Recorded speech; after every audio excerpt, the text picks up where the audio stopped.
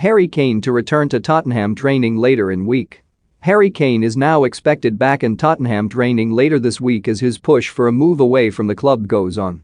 The England striker no-showed training for the second day in a row on Tuesday and was initially thought to have decided that he would not return to the club until he was granted the transfer he believes he has been promised.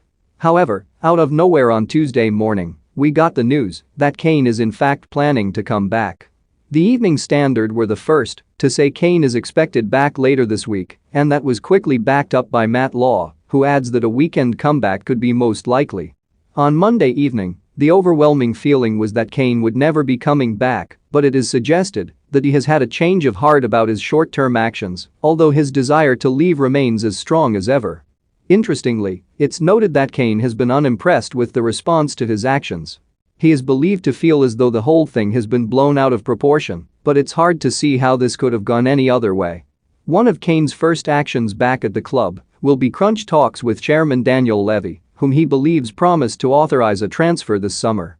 Kane asked to leave last year but was urged by Levy to give the club 12 more months to become competitive, and given that obviously didn't happen, the striker feels he is now entitled to a big money transfer.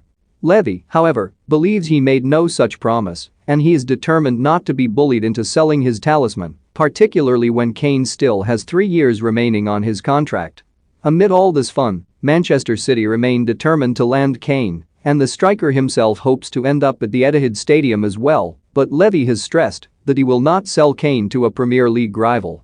Should Kane enter the final 2 years of his contract, he would be free to appeal to FIFA to be freed of his contract, but whichever team